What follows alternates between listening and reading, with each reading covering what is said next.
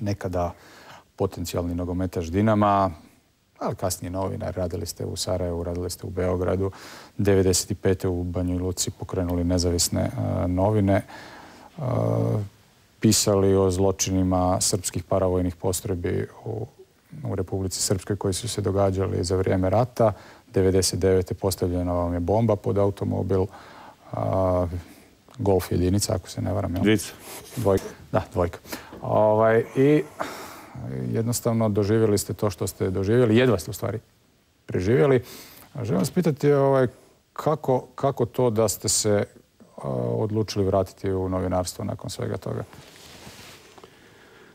U stvari može ovako. Da, ajde, odgovorite. Ja sam imao 3 varijante. Jedna varijanta da se vratim poslu i životu i da se borim za budućnost. Druga varijanta je da sasvim prirodno da ja kao muškarac sam dobio određene komplekse poslije svega što se desilo, poslije liječenja, poslije činjenice da sam invalid. Druga varijanta je bila da sjedim u kafani, da sam plačem i samo sažaljevam sebe i da se odam alkoholu. I treća varijanta da svu svoju energiju usmjerim prema tome da otkrijem ko je to uradio. Ja sam odabrao prvu varijantu, mada negdje u meni duboko ne mrzim ja čovjeka koji je podmetnuo bombu, nek mu Bog oprosti, nek s njim vidi šta će. Ali često uhvatim sebe u razmišljanjima zašto, kako, jer ja sam sve očekivao da će me neko premlatiti poslije toga, serije tekstova, da će me isto, ali da će me ubiti, nisam vjerovao. Pokušati ubiti, nisam vjerovao. Dakle, ja sam izabrao prvu varijantu i u toj prvoj varijanti sam se snašao, uspio sam u poslu i iznad svega dobio sam jednu kćerku. Porodica i sinovi su uz mene bili majka, sestra, tako da sam ja uspio da zaokružim jedan životni ciklus i polako pokušavam sinove da uvučem da što više preuzmaju firmu, da dočeka nam se kćerka udaje, da ja završim jedan životni ciklus svoj i mislim uspješno. Sve druge varijante su pogubne. Mada kažem vam, žulja me to što policija još uvijek, iako je u istrazi učestvovali su FBI, Scotland Yard i MUP Republike Srpske nikad nisu. Pa možete misliti, evo sad ću vam reći prvi puta, razmišljam putem da li da to kažem, očekivajući takvo pitanje.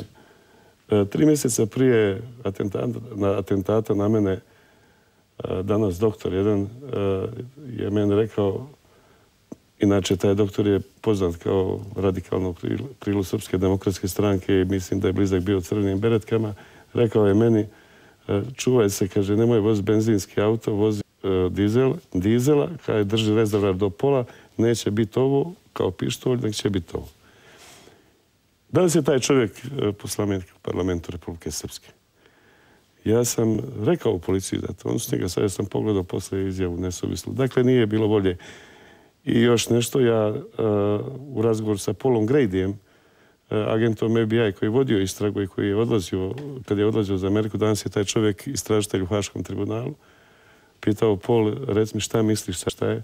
Definitivno mi je rekao, nemam dokaza ja za sudske progonjenje, ali obstrukcije jesu u policiji, izvršilac je taj i taj, po mom mišljenju, narudžba je stigla iz Beograda, ja to sve znam i ja sam tu čovjeka za koga mi je Paul Grady rekao da je sreo, ali jednostavno neupisivo, ne mogu ja opisati, nisam Kuljiš ili Tijanić da mogu opisati taj termin koji, kakav je to osjećaj, nije mržnja sigurno.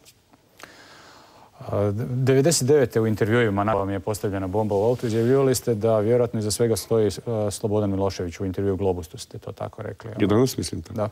I danas mislim tako, jer mi smo objavili seriju tekstova koja je počela ne zato što smo mi bili posebno nešto pametni, nešto i Anton i Nikola i sva ekipa naša. Počeli smo objavljati parcijalne te incidente, Koričanske stijene, Omarska, neka grupa Miće u Tesliću.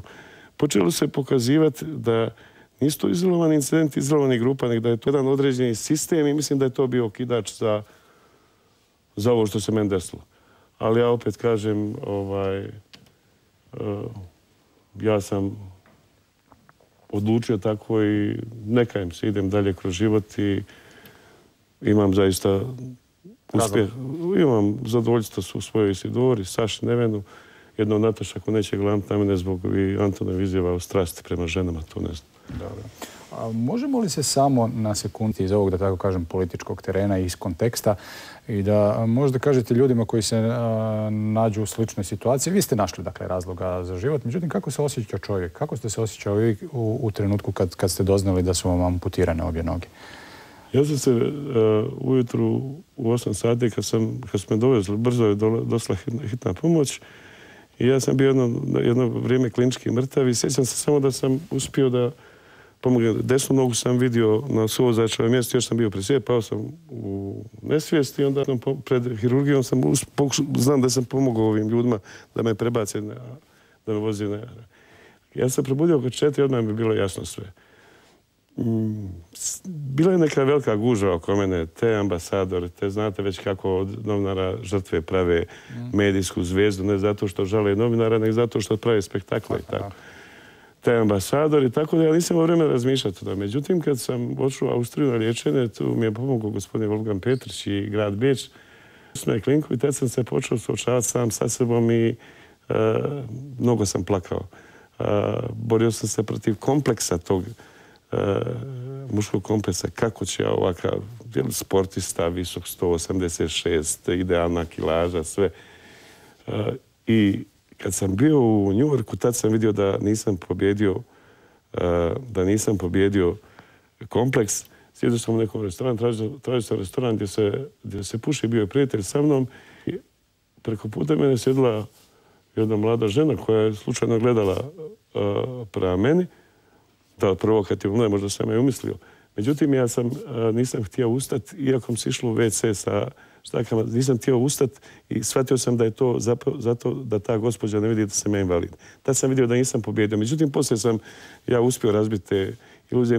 Bitno je pobijediti sam sebe, a onda sve ostalo lako ide.